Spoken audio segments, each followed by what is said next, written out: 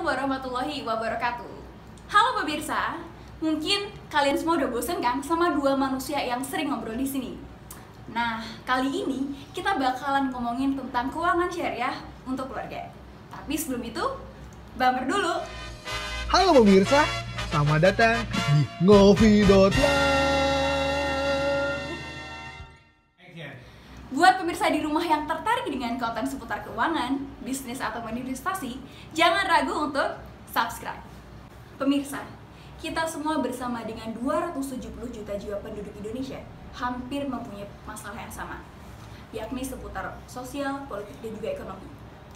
Terutama persoalan mengenai kemiskinan, kesenjangan ekonomi, dan juga pengangguran.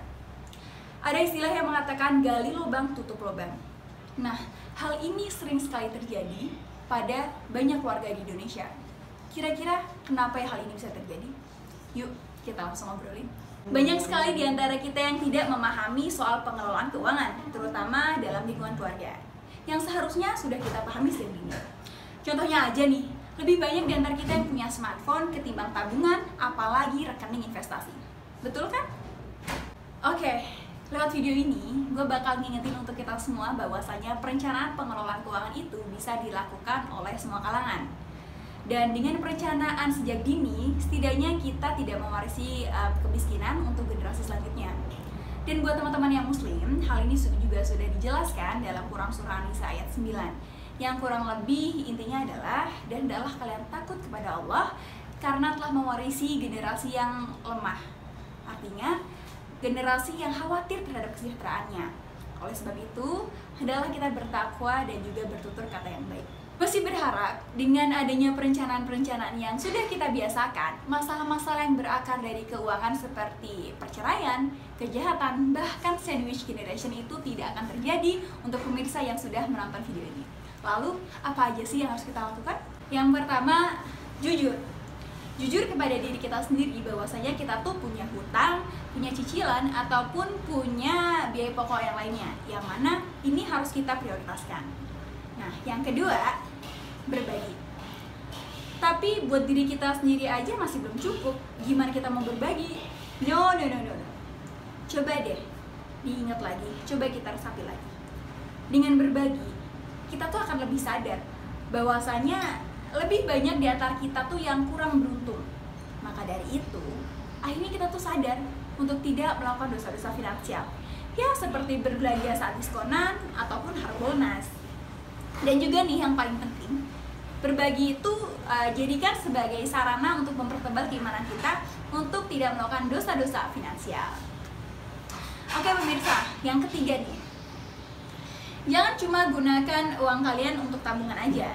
Coba deh, teman-teman semua bisa gunakan itu untuk membeli produk-produk investasi. Contohnya, ada reksadana, saham, tabungan emas. Intinya, lakukan sesuai yang pemirsa ingin lakukan, yang pemirsa suka, tetapi ini untuk menunjang agar lebih produktif. Oke? Nah, yang terakhir nih, yang paling penting. Jangan lakukan hal ini kayak PDKT, yang semangat cuma di awal doang. Kita harus tetap semangat apapun yang terjadi walaupun ada ombak menghadang. Karena semakin banyak ombak menghadang, target kita akan semakin dekat untuk dicapai.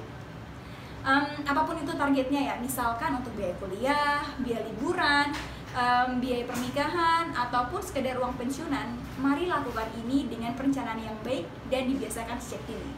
Pemirsa juga bisa menggunakan rumus 10, 20, 30, dan 40. Yang artinya 10% untuk berbagi, 20% untuk dana darurat, asuransi ataupun investasi, 30% untuk bayar cicilan, dan 40% untuk kebutuhan hidup.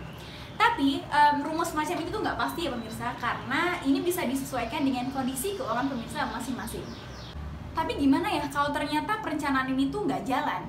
Oke pemirsa, bisa jadi nih ya, gaya hidup pemirsa itu lebih mahal daripada biaya hidupnya. Kalau ini masih terjadi pada diri kalian semua, berarti kalian harus mengurangi dosa-dosa finansial. Ya, setidaknya sih bisa melakukan financial check up setiap bulannya, agar kesehatan uang kalian tetap terjaga. Oke, segitu dulu video kali ini. Buat kalian semua yang tertarik, jangan lupa like, subscribe, dan juga share ke teman-teman semua kalau video ini bermanfaat. Terima kasih. Wassalamualaikum warahmatullahi wabarakatuh. Salam literasi.